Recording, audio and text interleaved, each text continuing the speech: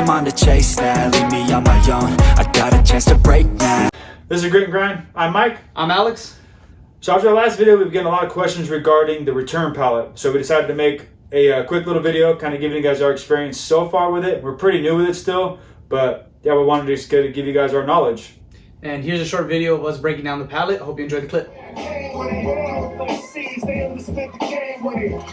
Alright, so this is our second pallet we bought to turn and flip. The first pallet, we're probably about 80% through?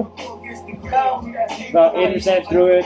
We had a couple of big items, or good items in that first one that we got our money back. We haven't made a lot of money on it, but we went to another place and found out this other pallet. So we got picked this up today for $350, like $380 out the door for taxes. So $385.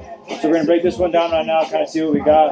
Let you guys check it out. You see the numbers, and hopefully we can get this. What we'll do is we'll bring everything down, we'll log it on a piece of paper, check the price that we could possibly get for it, and then set it up to be taken pictures of, whatever we need to, and then test whatever electrical we need to test, and then we'll go from there.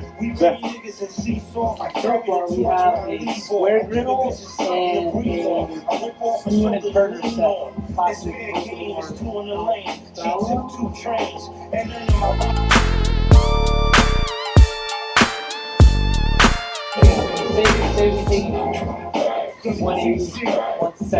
possibly 200.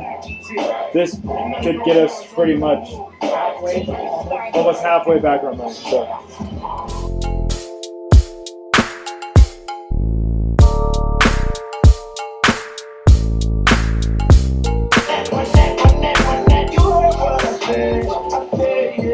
like this one, this is something you'll run into.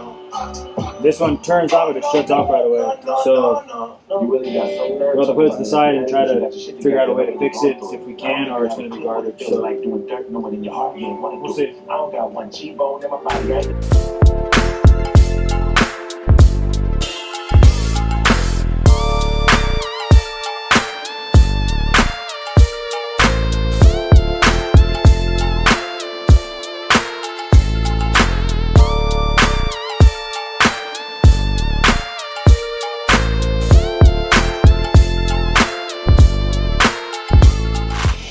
Although it hasn't came up yet, sometimes you have to, if an item doesn't turn on, you have to see if it's a safety switch. That happened last time when we had a couple juicers, we thought like half the juicers didn't work. And then we found there's no safety switch.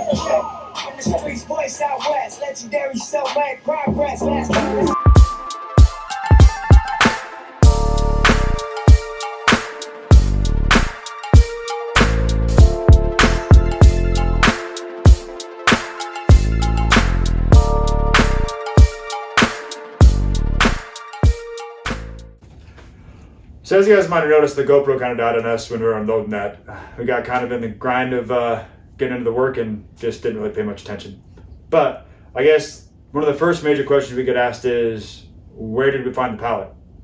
So we did quite a bit of research in the front. We looked on a few different places. Like I looked on OfferUp a couple times, but the biggest and best thing you can do is just do a quick Google search of liquidation warehouses. And that's what we ended up finding the place we went to. If you live in any major city or around any major city, you probably have at least one. There was quite a few around us. We picked one that we thought looked good.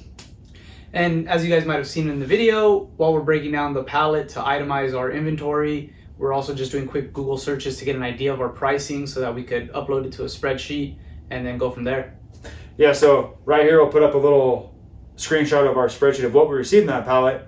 And that's probably the next biggest question, or most often question we get, is what all came on the pallet. So as you can see on the list, it's kind of random. There's categories, I would say, but even within those categories, you get kind of random things. Yeah, and anything from coolers to microwaves to spatulas, it's just all kinds of random stuff, and you kind of have to just pick and choose what you can see on the outside and really just guess what your profit margin is going to be from there. Yeah, it's kind of, it's like with anything else, it's a gamble. You don't know, especially with these return pallets, you don't know if things are going to work. So as I said in the video, like we have to test any electronics to make sure that they work, that they're functioning. They have all the pieces. We just ran into a situation where we had a juicer. We had 2 juicers actually that he went to go sell, and what happened? We didn't have the actual blending part of the juicer, so it's a nice looking juicer, but it's not going to do anything. Yeah, so just an oversight on our part, going through everything that we went through. Just did not recognize we didn't have that one part. So unfortunately, those items probably aren't going to sell for much, or if anything at all. One of the things that we're doing also with all of our things now, especially with everything that's going on, is we're sanitizing everything that we're getting. You know, we have some gloves we put on and we sanitize everything down before we actually, as we're bringing it in, so that way we know it's clean. Right, and it is a process. It's not exactly the easiest thing to do, but if you want to dedicate your time into it, it is profitable. So the more time and money you put into it, that's what we're kind of seeing, is that's where the profit margin is really going to come in. Yeah, and then I guess the next subject point would be how we're selling these things. And besides just sending random text messages to your friends and family asking if they want a microwave, the platform that we're using right now, or the platforms we're using, are Facebook Marketplace and OfferUp. Right, and we were using Craigslist and eBay, but we just found that OfferUp and Facebook Marketplace worked better with us. I think it was just a time thing. If we were able to put more time and effort into eBay and Craigslist, it might have worked better, but we just more of a side hustle kind of thing. So, you know, those ones worked easier. Their user interface was a lot easier for us. Yeah, and if you have the time and energy to package things and to ship them, eBay is probably a great platform to use, and you'll probably move things a lot faster than when we're moving them. Like you said, we're, you know, this kind of a side hustle that we're trying out. If it does become something where we can see that it's taking off and we can, you know, it might be a little more lucrative, then we probably will get back into the eBay and maybe Craigslist as well. But right now we started with the 4: Facebook Marketplace, OfferUp, Craigslist, and eBay. But now we just kind of dwindled it down just to OfferUp and Facebook Marketplace, just because of ease for both of us. Right, and it's 2 less kind of platforms to check and update, and like we said, it felt like it was the best platforms for us and where we're making most of our sales. So, I mean, we could talk about a little bit of some of the drawbacks of some of this as well. Like we already mentioned, you know, some missing parts, some things are not working, and just you end up with some funny interactions with people. I don't know if you guys have ever used OfferUp or Facebook Marketplace, anything like that, but you'll get a message like, "Hey, is this available?" And then you say yes, and then you get nothing. So, yeah, like you said, it definitely helps to be handy or mechanically inclined or know anything about, you know, small electronics, because if you do happen to get an item that may not be functioning the way it's supposed to, you might be able to fix it. Like we had a little propane heater that wouldn't light. All it ended up being was the tip sensor and thermocouple were bad. Right. So we were able to replace both of those items, and then it was a perfectly fine small little table propane heater. So that's a plus. If you know how to fix things, then obviously you'll be able to stretch out how much you're going to be able to make off of the pallet that you're getting. Right, and like with the car, it was just a capacitor and some poor wiring, so I was able to solder that, kind of put that back together on the circuit board, and you know, that's how you're going to be able to make that little bit extra when you find things that are broken. So yeah, I guess to kind of clarify, this is our second pallet. I think we talked about in the first video. The first one was kind of like a second party to the liquidation warehouse that we got it from. That we kind of got lucky with with him knowing how to fix the car and me knowing how to fix the propane heater. That kind of saved us, because we probably would have lost money on that pallet if we didn't know how to fix some of the things.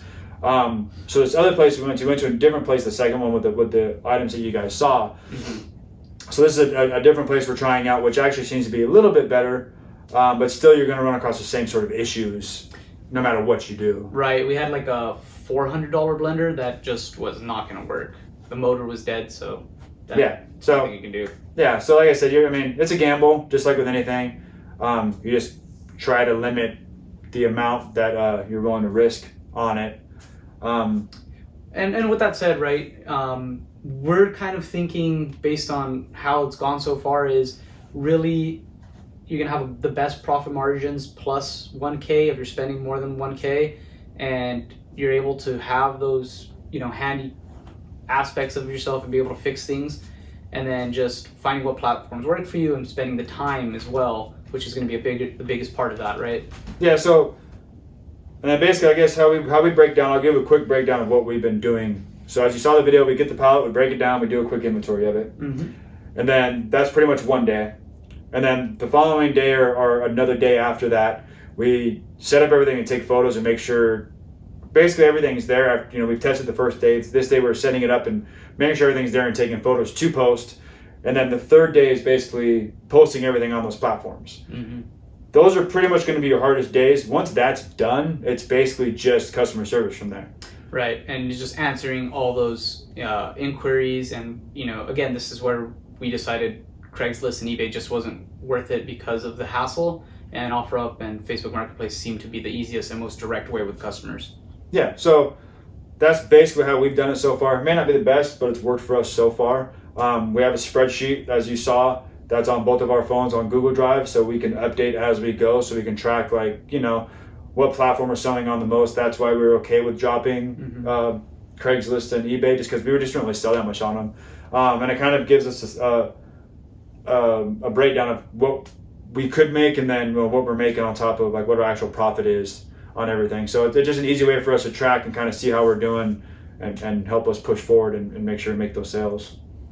Yeah, and I think we have a lot of opportunity with this next pallet, our second pallet, and then hopefully when that's done, we'll be able to make a video on the third pallet with the full recording this time. Yeah, so next time you see a video like this, you'll see our third pallet. We'll probably try to bring a camera inside so you guys can actually see the warehouse that we're doing it at, and then we'll do a full breakdown. We'll do a little bit better at this one instead of letting the GoPro die. Right, and yeah, I think we'll have a better idea of what we want to do on the next one. Yeah, but since I was getting a lot of questions, he was getting a lot of questions regarding it, we just kind of wanted to touch base and kind of give a quick overview and a quick breakdown on the things that we're doing. All right, so check you next time.